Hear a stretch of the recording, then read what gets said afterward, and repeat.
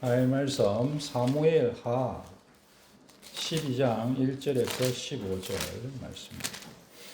여호와께서 나단을 다윗에게 보내시니 그가 다윗에게 가서 그에게 이르되 한 성읍에 두 사람이 있는데 한 사람은 부하고 한 사람은 가난하니 그 부한 사람은 양과 소가 심히 많으나 가난한 사람은 아무것도 없고 자기가 사서 기르는 작은 암양새끼 한 마리뿐이라 그 암양새끼는 그와 그의 자식과 함께 자라며 그가 먹는 것을 먹으며 그의 잔으로 마시며 그의 품에 누움으로 그에게는 딸처럼 되었거늘.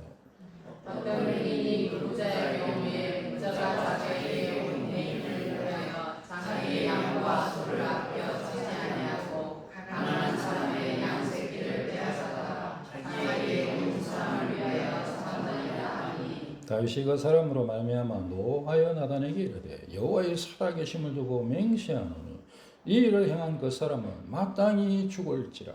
그가 세상에 이르지 아니하고 이런 일을 행하였으니 그 양새끼를 그에게 갚아줘야 하리라 한지라. 나단이 다윗에게 이르되 당신이 그 사람이라. 이스라엘의 하나님 여호와께서 이와 같이 이르시기를 내가 너를 이스라엘의 왕으로 기름 붓기 위하여 너를 사울의 손에서 구원하고 내 주인의 집을 내게 주고 내 주인의 아내를 내 품에 두고 이스라엘과 유다 족속을 내게 맡겼느니라. 만일 그것이 불가했을 것 같으면 내가 내게 이것을 주었으리라.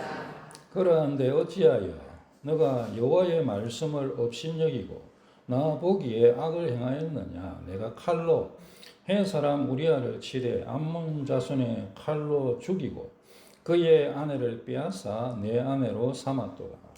이제 내가 나를 업신여기고 그 사람 내 아내를 빼앗아 내 아내로 삼았은즉 감히 내 집에서 영원토록 떠나지 아니하리라 하셨고 여호와께서 또 이와 같이 이르시기를 보라 내가 너와 내 집에 재앙을 일으키고 내가 내 눈앞에서 내 아내를 빼앗아 내 이웃들에게 주리니 그 사람들이 내 아내들과 더불어 백주에 동침하리라. 너는 우리를 하였으나 나는 이스라엘에서 백주의 일을 행하리라 하셨나니 다윗이 나단에게 이르되 내가 여호와께 죄를 범하였노라 하며 나단이 다윗에게 이르되 여호와께서도 당신의 죄를 사하셨나니 당신이 죽지 아니하려니와 이 일로 말미암아 여호와의 원수가 크게 교만을 거리를 얻게 하였으니 당신이 나아가 반드시 죽으리라 하고 나단이 자기 집으로 돌아가니라.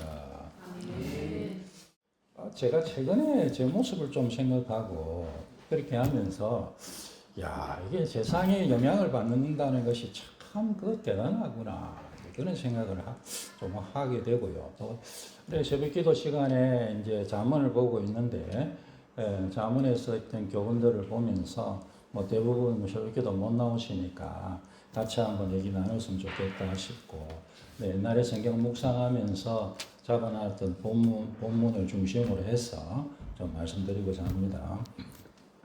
세상은 욕망이 전부인 것처럼 그렇게 살아가는 것 같습니다. 이 세상에서의 이 삶이라는 것이 마음 가는 대로 살아라 그런 얘기들을 얼마나 많이 하는지 몰라요. 너 마음이 가는 대로 살아라. 이게 욕망이죠. 마음이 가는 대로 마음이 가는 욕망이잖아요. 그래서 마음 가는 대로 살아. 그거를 부추기는 거예요. 사실은 욕망 자체가 절대로 나쁜 게 아닙니다. 욕망 자체는 하나님 주신 선물이에요. 우리가 욕구가 있어요. 욕망이 있어야 되잖아요. 욕구가 있어야 되죠. 욕망이 있어야 돼요. 배가 고파야죠. 밥을 먹고 싶어야죠. 욕구가 일어나야죠. 그래야 또 밥을 맛있게 먹는 거 아닙니까? 예를 들면 그렇다 이거예요. 내가 좀 정말 하나님의 뜻을 잘 알아야 되겠다는 욕망이 있어야죠. 욕구가 있어야죠. 그래도 성경을 읽고 깨닫고 설교도 듣고 연구도 하고 책도 읽고 그렇게 할 거 아닙니까? 그게 없으면 잘할 수가 없죠. 안 그렇습니까? 그래서 욕망과 욕구 자체가 악한 건 아니에요. 그냥 저는 하나님 주신 선물이라 생각해요. 다른 건 다 마찬가지예요. 사람이 말하는 여러 가지 다 그 욕구와 욕망들과 다 연관이 되어 있잖아요. 그런데 그것을 막 부추기면서 근데 그것이 이제 선을 넘어가면 이제 안 되는 거죠. 이 세상은 우리 그 잠언 30장에 보면 거물에게는 두 딸이 있어 다오 하느니라 하면서 족한 줄을 알지 못한다. 족하다 하지 않는다. 만족하지 않는다는 거예요. 그래서 그것들이 서울, 지옥, 아이 베지 못한 태, 물로 채울 수 없는 땅, 족하지 하다 하자는 불. 마치 그것처럼 그 마음이 막 불이 분 산에 불 붙은 거 엄청나잖아요. 막 계속 태우잖아요. 나는 이만큼 태웠으니까 그만 태울래. 안 그런다는 거예요. 다시 옆에 들러붙고 다시 옆에 붙고 그런 이제 이런 게 다오 하는 것은 사실 영적, 정신적, 인격적 결핍의 증상들이다. 그렇게 뭐 저는 목사니까 생각하고 그래서 더 이렇게 한다 생각합니다. 마치 목마른 사람이 바닷물을 마시듯이 치명적으로 해로운 거죠. 그 앞에 이제 잠언 30장 그 앞에 아굴의 기도가 나옵니다. 이제 아굴이 이렇게 기도합니다. 내가 두 가지를 주께 구하였사오니 내가 죽기 전에 내게 거절하지 마시옵소서. 곧 헛된 것과 거짓말을 내게서 멀리하옵시며 나를 가난하게도 마시옵고 부하게도 마시옵고 오직 필요한 양식으로 나를 먹이시옵소서. 요즘 이런 기도를 얘기하면 처음에 저도 이렇게 이 기도를 듣기도 하는데 약간 느낌 이상하더라고요. 제가 이제 세상에 물들은 거예요. 그 사이. 문화 속에 그다음에 탁 물들어 버린 거예요. 그래서 9절에 혹 내가 배불러서 하나님을 모른다 여호와가 누구냐 할까 하오며 혹 내가 가난하여 도둑질하고 내 하나님의 이름을 욕되게 할까 두려워함이니라. 여러분들 이 아굴의 기도, 아굴의 이 기도가요. 내가 죽기 전에 내게 거절하지 마십시오. 너 평생의 소원이 무엇이냐 물으신다면 바로 이것이 내 평생의 소원입니다 하면서 기도하는 제목이거든요. 그런데 우리가 이 내용을, 이 기도를 보면서 사람이 뭐 밥만 먹고 사나? 이것저것 좀 있어야지. 당장에 우리가 한국 측에 그 생각이 올라옵니다. 우리가 이 욕망을 부추기는 이 세계 속에서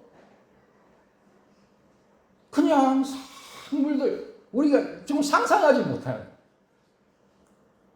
내 자신이 그럴 거라는 상상하지 못하는 사이에 싹 서서히 물들어요. 그래서 환경이 참 무서운 거예요. 뭐 대부분 뭐 학자들 하는 얘기가 누구누구에 얘기할 때 그는 시대의 아들이다. 뭐 이런저런 측면을 할 때 시대의 아들이에요. 그 시대의 어떤 문화와 연관되어서 그 사람이 하는 얘기가 절대적인 건 성경적인 부분이지만 이 부분은 그렇지 못하다는 뜻으로 얘기할 때가 많아요. 그만큼요. 그 대단한 사람들도요. 그 시대 가운데서 이제 그런 상황 가운데 있다. 우리가 욕구와 욕망 뭐 그것이 다 연관되어 있다고 생각합니다. 뭐 물질, 성, 뭐 요즘 뭐 또 뭐 여러 가지 스포츠 뭐 엄청난 것들이 많이 있잖아요. 명예, 힘 이런 게 다 근본이 그거 아닙니까? 속에 있어요. 그것들이 그런데 이 욕과 욕망이 우리가 하나님의 뜻을 행할 수 있도록 더 주님을 닮아갈 수 있도록 긍정적인 능력과 에너지가 되어야 되는데 그렇게 되지 못하고 그렇게 되지 못하고 악하게 바뀔 수가 있어요. 욕구가요 선을 넘어가면 탐심이 돼요. 탐심이 자라게 되면 죄가 돼요. 죄가 점점 커지면 죽음이 찾아오는 거예요. 제어되지 못한 욕구는 이렇게 파괴적인 결말을 향하여 달려갈 수 있다는 것입니다. 나의 욕구를 내가 조정하지 못하면 다스리지 못하면 나의 욕구가, 나의 욕망이 나를 조절하고 나를 다스리게 되는 거예요. 그럼 뭐 파국적인 결과를 계속 따오다 가거든요. 파국적으로는 결말을 갈 수 있다는 거예요. 욕구는 끝이 없고 결국은 선을 넘고 옆에 있는 사람들을 해치고 또 어렵게 만들죠. 그렇게 되면 이제 큰 죄가 되는데요. 뭐 오늘 읽으신 다윗의 얘기도 이 선에서 제가 말씀드리고자 하는 것입니다. 이 다윗의 얘기도 이 선에서 말씀드리거든요. 다윗의 죄는 자기의 그 욕구와 욕망을 제어하고 조절하지 못해서 이제 생긴 거죠. 사무엘 오늘 12장 읽었는데요. 이제 12장 11장 사건에 대한 하나님의 반응, 하나님께서 나단 선지자를 보내어서 하고 있는 얘기죠. 그래서 이 뭐 부자가 있고 가난한 사람이 있고, 부자는 얼마 양이 많았겠어요. 근데 이제 가난한 사람은 정말 양 한 마리 막 아들도 있고, 근데 양 한 마리 딸처럼 막 그렇게 하는데, 이 손님이 오니까 이 부자가 저 양도 아깝고, 저 양도 아깝고, 저 양도 아깝고, 저기 양이 아니, 내 양이 아니구나. 그거 잡아가지고 이제 대접했다는 거예요. 아이고, 그러니까 막 다윗이 막 그래. 그 다윗이 이제 그 얘기를 듣고 막 분노하는 그런 내용이죠. 다윗이요, 바세바를 취하고 그 남편인 우리아를 죽음에 이르게 한 그 사건이 앞장에 나와 있고, 그 일에 대한 하나님의 책망, 하나님의 악하게 여기시기 때문에. 다윗은 이스라엘 왕으로서 정말 거의 완벽한 사람이었죠.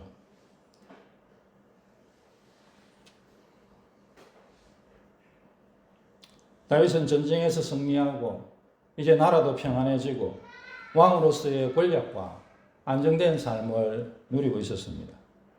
그러나 그때, 그 평안할 때 다윗은 그 욕구가 그 속에 더 많이, 더 편하게, 더 즐겁게 욕구가 생겼을 수 있고, 아니면은 생활이 편해지니까 무료한 일상을 자극하는 뭔가가 필요하겠다고 생겼을 수 있겠죠. 대부분 이 두 가지로 시작된다고 생각합니다. 존귀한 하나님의 사람으로 불리는 다윗에게 있어 인생 최악의 죄악에 빠지게 됩니다. 영적으로 봐서는 최대의 위기였다 생각합니다. 다윗에게 인생에 많은 위기가 있었죠. 다윗이 소년시대에 골리앗을 만났을 때 그 위기입니다, 여러분. 뭐 세상에 그 누구도 다윗이 골리앗을 이길 걸 생각 안 해요. 그 대위기죠.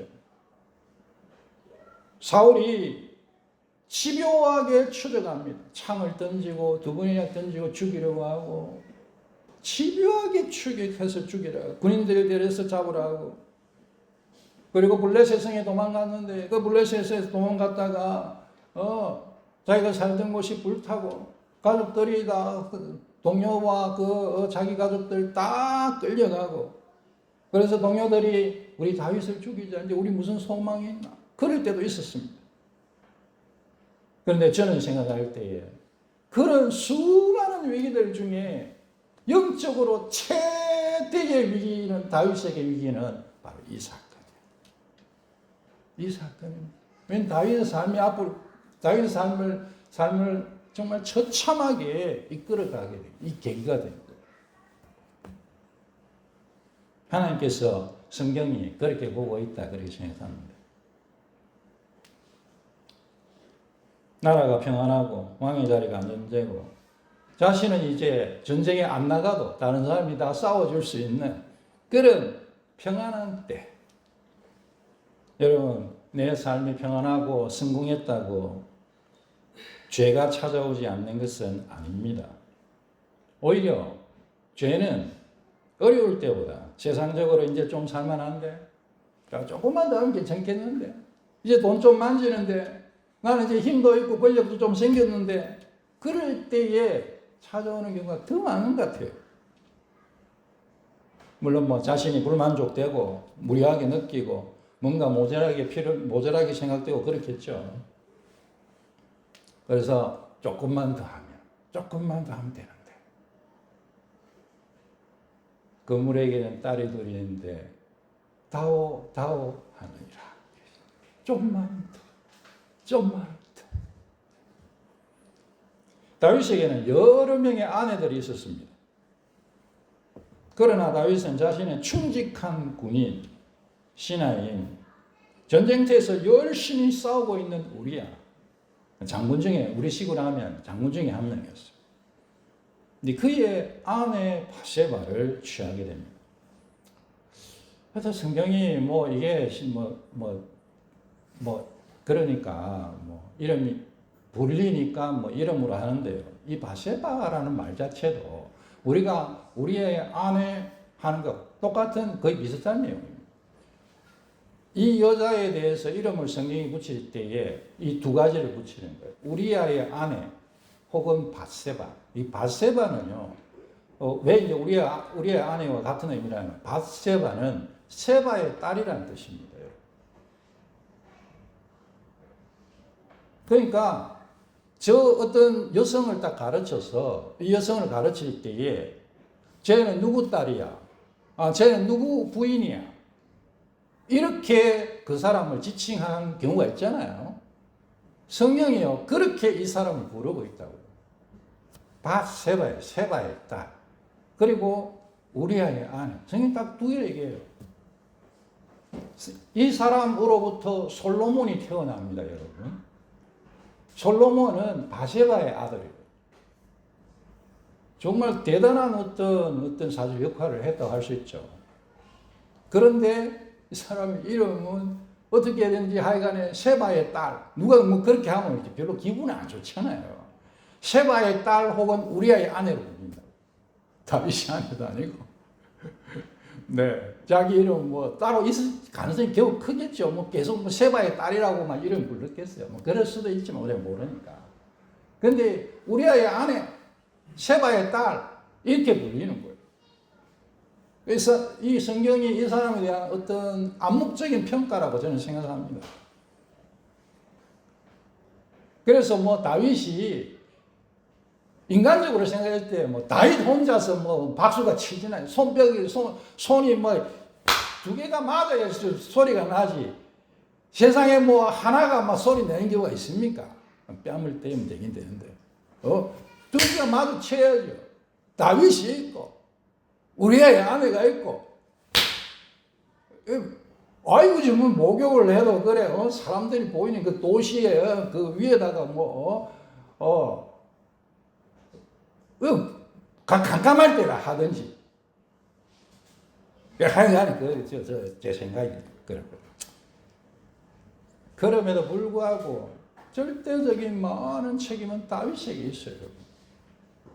다윗은 자기에게 여러 아내가 있었어요. 아내는 사실 한 명이면 되잖아요. 배우자는 한 명이면 돼요. 근데 다윗은 그 당시에 고대 왕이니까 이런저런 동맹도 맺어야 되고 이런저런 상황들이 있게 해서 아내가 많았어요. 그런데 거기에 만족하지 못하는 거예요. 그래서 이 바세바를 탐한 것입니다. 자기 것에 만족하지 못하고 남의 것을 빼앗으려는 마음, 그 욕망이 잘못된 선을 넘어가는 거예요. 그게 탐심이 되는 거죠. 그리고 그것은 간음과 살인이라는 큰 죄를 일으키게 됩니다. 잠언 30장 아까 읽었던 거기에 더 이렇게 하는 영적인 갈증의 표현으로 우리에게도 그 욕망이 통제되지 못한 욕망이 우리에게 생길 수 있습니다. 그러면 우리가 그 욕구를 통제하지 못하면 욕구가 우리를 조종하게 될 것입니다. 욕심은 끝이 없고 선을 넘어가면 사람들에게 상처를 주고 심각한 죄를 범할 수 있습니다. 우리는 욕망이 우리를 집어삼키기 전에 그 욕심을 선을 넘는 그것을 미워하고 쫓아내야 돼요. 그러시기 바랍니다. 아이고 이건 안 되겠는데 하면은 멈추세요. 제 결과는 고통과 죽음이었습니다. 나단 선지자가 오늘 읽으신 그 내용으로 다윗에게 부자가 가난한 사람의 어린 양을 빼앗아 잔치를 벌린 그 비유를 알려주었습니다. 다윗이 분노하죠. 야, 내가 하나님께 맹세하는데 내가 그 사람 반드시 징계할 거야. 그 사람 죽은 자야 이제. 저런 쳐 죽일 인간이 있나? 우리 식으로 그래. 내가 가만두지 않을 거야. 그때 나단이 한 말이 당신이 그 사람이에요. 당신이 그 사람이에요. 하나님께서 얼마나 많이 주셨어요. 더 필요하다면 하나님 더 주실 거예요. 그런데 어떻게 그렇게 했어요? 다윗의 이 분노를 보면서 우리가 조금 실소가 저는 일더라고요. 내 모습 보는 것 같아서. 세상에 불의한 일들, 잘못된 사람들, 그 저지른 이야기들 들으면 세상에 어떻게 이 악한 인간들 말이야.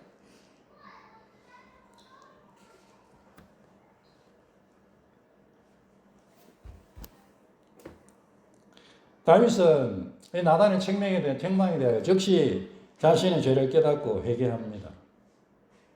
하나님은 그를 용서하십니다. 그럼에도 불구하고 죄의 그 결과는 피할 수 없게 하십니다. 그 다음 죽은 자야. 내가 반드시 벌 줄 거야.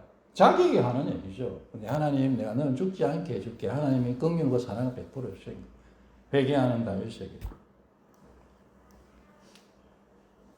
다윗을 하나님 버리지 않습니다. 버리지 않으셨습니다. 회개했기 때문에. 그러나 그 죄에 의한 고통과 죽음의 결과를 치르게 하십니다. 그의 가정에 그 불행이 닥쳐오는데 얼마나 큰 불행이 닥쳐온지 모릅니다.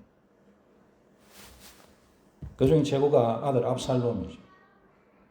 아버지에게 반역하고 비참한 죽음을 당합니다. 이 압살롬이요. 다윗의 아들 압살롬. 자기 아버지는 영웅이죠. 왕입니다. 자기 형을 죽였어요. 그런데 자신을 용서했습니다. 끝까지 자기를 사랑하는 다윗입니다. 그런데 그 다윗을 속이고 기만하고 그 성적 범죄를 밝은 대낮에 행합니다. 하나님의 말씀이 신탁이 이루어져 가는 거예요. 이 압살롬을 통해 이루어진 것 성경이 보여주는 거예요. 그리고 마침내 전쟁을 일으키고 본인이 또 살해를 당합니다. 다윗은 압살롬의 이 죽음의 소식을 듣고 대성통곡합니다. 그 성경을 읽으면서 이 다윗의 그 복잡한 마음, 그 대성통곡, 내 아들 압살롬아, 내 아들 압살롬아, 그러면 대성통곡하는데 그 승리의 소식을 들으면서 대성통곡하는데 그 복잡한 신경을 조금 이해할 것 같기도 합니다. 다윗은 이 모든 고통의 원인이 내 죄와 연관되어 있다는 것을 깨달으면 아마 통곡했을 것입니다.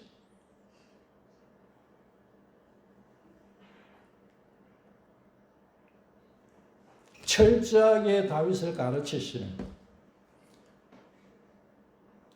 마치 이 다윗의 범죄로 울타리가 무너진 것 같았습니다. 하나님께서 심각한 죄의 결과에 대해서 교훈을 얻도록 우리 몸에 새기시는 과정이라고 생각합니다. 그 죄의 심각한 결과에 대하여 어떤 결과가 있는지에 대하여 우리가 배워야 해요.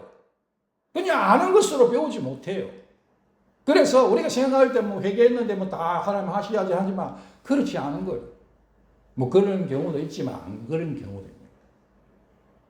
하나님께서 이제 다시는 너 그 절대로 이런 일이 일어나지 않도록 내가 너의 몸에 새겨줄게.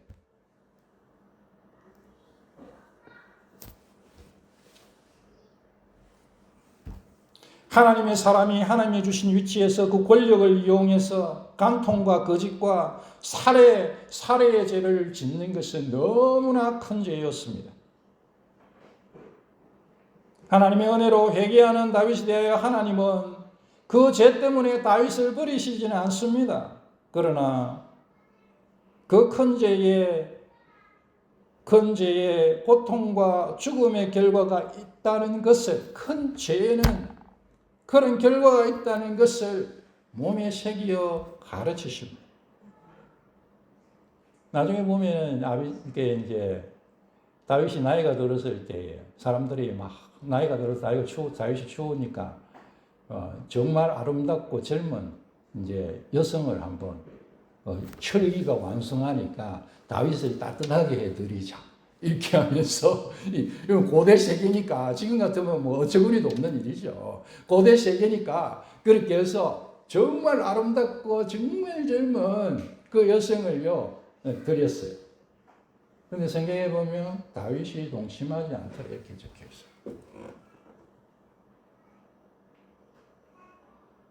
저는 그 다윗이 늙어서 그랬다고 생각 안 합니다.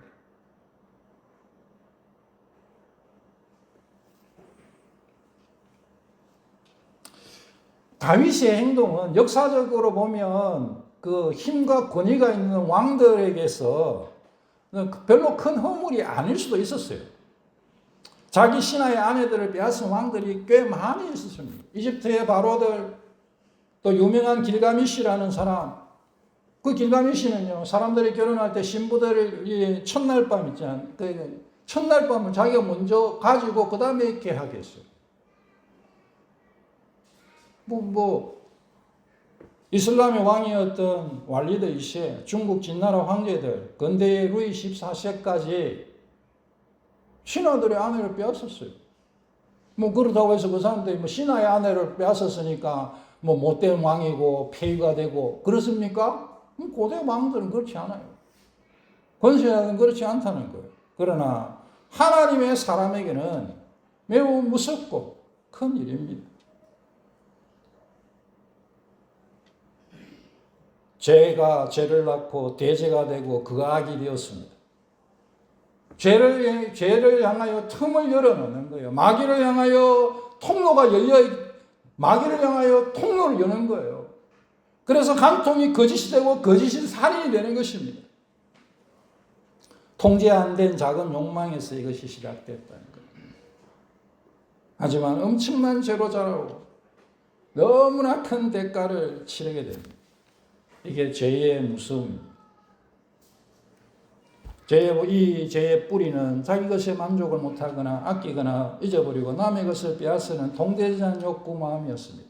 그것이 하나님께서 나단을 보내어서 책망하시는 그런 부분이라고 생각합니다. 욕구가 제어되지 못하면 탐욕이 되는데요.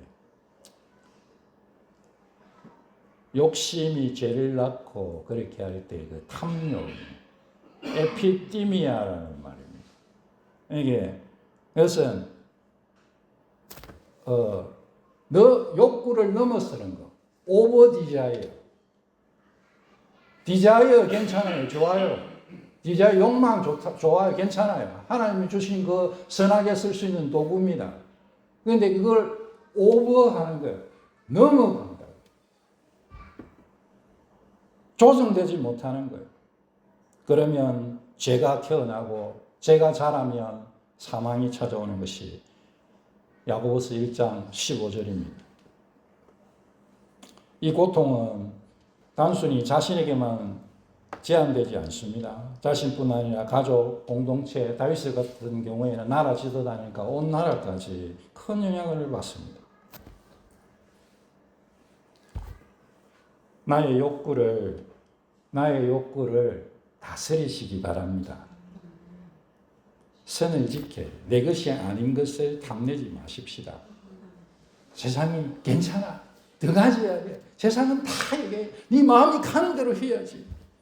세상의 소리 듣지 마시고 말씀의 소리를 들으시기 바랍니다. 욕구가 죄를 가져오면 안 됩니다. 그런 욕구는 미워하고 죽이시기 바랍니다. 독사를 내 잠자는 방에 독사를 갖다 넣는 사람, 갖다 넣고 자는 사람이 세상에 어디 있겠습니까? 어서 찾아내어서 쫓아내야 돼요. 어서 찾아내서 죽여야 돼요. 아니면 독사가 나를 물고 독사의 독이 나를 죽이게 되는 것입니다. 욕구가 정당하게 제어되지 못하면 죄를 가져오고 죄는 죽음을 가져옵니다. 이러한 욕심의 덫을 벗어나는 길은 자족함에 있고 우리 예수님에게 있습니다. 자기 것에 만족하지 못하면 남의 것을 탐하게 되는데 하나님의 말씀은 자족하는 것은 큰 경전의 이익이 있다고 가르칩니다. 사도 바울이 빌립보서 4장 12절 13절에 나는 비천에 처할 줄도 알고 풍부에 처할 줄도 알아. 모든 일에 배부름과 배고픔과 풍부와 궁핍에도 처할 줄 아는 일체의 비결을 배웠노라. 그러면서 바울이 이렇게 얘기합니다. 나는 자족함의 비결을 배웠어. 나는 내 삶에 자족해, 만족해. 그러면서 하는 말이 빌립보서 4장 13절입니다, 여러분. 내게 능력 주시는 자 안에서 내가 모든 것을 할 수 있느니라. 할렐루야. 세상에 자기 욕망을 이길 수 있는 사람 몇이나 되겠습니까? 제어되지 않고 뛰어넘어가고 있는 그 욕망을 자제할 수 있는 그것을 끌어다니면서 붙잡을 수 있는 그 능력을 갖긴 하는 사람이 얼마나 되겠어요? 7년을 벽을 쳐다보고 있었던 예전에 돌아가신 성철이라는 그 스님, 그 벽을 7년 동안 쳐다보고 난 다음에 내 죄가 수미산처럼 많다 그러지. 날이 갈수록 그런 욕망을 이기지 못하는 거예요. 인생이 그렇습니다. 그런데 우리에게는 예수님이 계십니다. 예수님이 우리에게 능력 주십니다.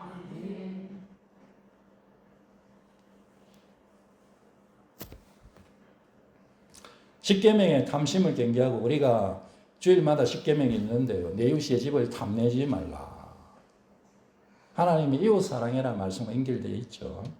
내 것을 감사하고 남의 것을 존중하고 그렇게 만족하면서 남의 것을 존중하고 이웃 사랑이에요. 이웃 사랑. 자족하는 마음, 하나님이 나에게 자족하는 마음을 주십시오.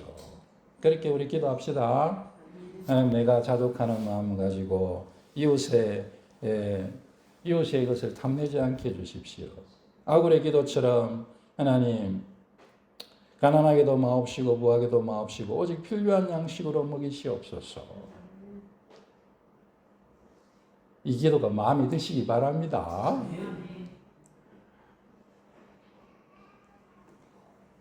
나는 현재 어떤 것을 더 가지고 싶어 합니까? 그 욕구가 통제되지 못할 때에 어떤 죄로 이어질 수 있을까요?